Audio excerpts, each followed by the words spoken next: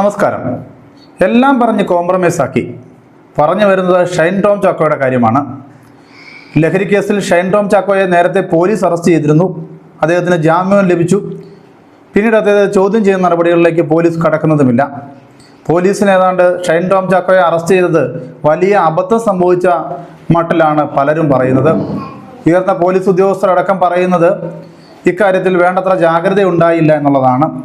അതായത് പറഞ്ഞു വരുന്നത് ഷൈൻ ടോം ചാക്കോയ്ക്ക് അനുകൂലമായി കേരളത്തിലെ നിയമങ്ങളും സംവിധാനങ്ങളും ഒക്കെ മാറിക്കഴിഞ്ഞു. ഇനി പോലീസിൻ്റെ കാര്യം എങ്ങനെയാണെങ്കിലോ സിനിമയുടെ കാര്യം പറയേണ്ടതില്ലല്ലോ.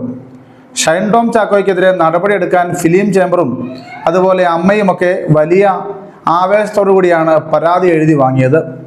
പാവം നടി വിൻസി അലോഷ്യസ് ആകട്ടെ ഈ പരാതി കൊടുക്കാൻ പറഞ്ഞ ഉടനെ ചെന്ന് ഇവർക്കൊക്കെ പരാതി കൊടുത്തു.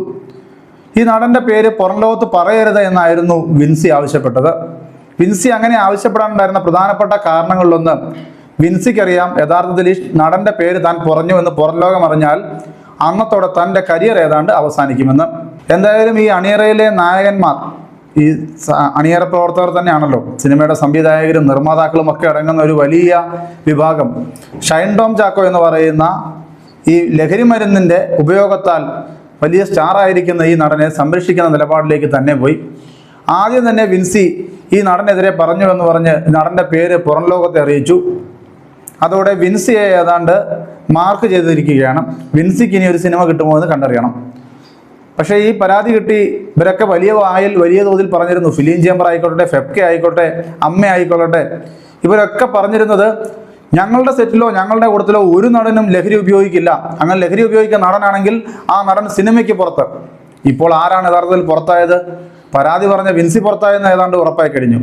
പക്ഷേ ഷൈൻ ടോം ചാക്കോയെ സംരക്ഷിക്കുന്ന നിലപാടിലേക്ക്, ഷൈൻ ടോം ചാക്കോയ്ക്കെതിരെ പരാതി വന്നാൽ നടപടിയെടുക്കുമെന്ന് പറഞ്ഞ ആളുകൾ ഷൈനെ സസ്പെൻഡ് ചെയ്യും, ഷൈനെ മാറ്റി നിർത്തും, എന്തൊക്കെ വീരവാദങ്ങളായിരുന്നു ഓരോ ദിവസം ചാനലിൽ വന്ന് ചില ഡയറക്ടർമാരും ചില ഈ അണിയറ പ്രവർത്തകരും ഒക്കെ മുഴക്കിയിരുന്ന വീരവാദങ്ങൾ. ഒന്നും സംഭവിക്കുന്നില്ല. ഇപ്പോൾ ഈ കേസ് ഏതാണ്ട് ഒതുക്കി തീർക്കുന്ന മട്ടിലേക്ക് പോയിരിക്കുന്നു. വിൻസിയുടെ പരാതി വിൻസിയെ വിളിച്ചു വരുത്തി ഷൈൻ വേറെ ആരും കേൾക്കാതെ വിൻസിയോടൊരു സോറിയൊക്കെ പറഞ്ഞ് അവസാനിപ്പിച്ചു. അതുകൊണ്ടെന്താ, മയക്കുമരുന്ന് കേസിലെ പ്രതിയായ നടൻ ഇനിയും സിനിമകളിൽ വാഴും. ഈ സിനിമയിലൊക്കെ ഈ ഷൈൻ ടോം ചാക്കോയ്ക്ക് ഇത്രയധികം സ്വാധീനമുണ്ടാക്കാൻ കാരണമാരാണ്? നമ്മൾ അന്ന് പറഞ്ഞില്ലേ, ആ പഴയ നടൻ തന്നെ, ആ മഹാനടനും അദ്ദേഹത്തിൻ്റെ രക്തബന്ധുവും ഇനിയും കേസിൽ കുരുക്കലാകാതിരിക്കാൻ വേണ്ടി ഷൈൻ ടോം ചാക്കോയ്ക്ക് വേണ്ടി എന്ത് പണിയും ചെയ്യുക, അയാൾക്ക് എന്ത് സൗകര്യം ചെയ്തു കൊടുക്കുക എന്നൊരു നിലപാടിലേക്ക് മലയാള സിനിമ മാറിയിരിക്കുന്നു. മലയാള സിനിമ മുഴുവൻ നടത്തുന്നത് ഈ കോപ്രായങ്ങളാണ് എന്ന് ഒരു സംശയവുമില്ലാതെ പറയാൻ സാധിക്കുന്ന സ്ഥിതിയിലേക്ക് കാര്യങ്ങൾ എത്തിയിരിക്കുകയാണ്. എന്തായാലും ഷൈൻ ടോം ചാക്കോയെ ഇത്തരത്തിൽ സംരക്ഷിക്കുന്ന മലയാള സിനിമയിലെ ഈ സംഘടനകൾ അവർ തങ്ങളുടെ സമൂഹത്തോടുള്ള പ്രതിബദ്ധത ഒന്ന് വ്യക്തമാക്കണം.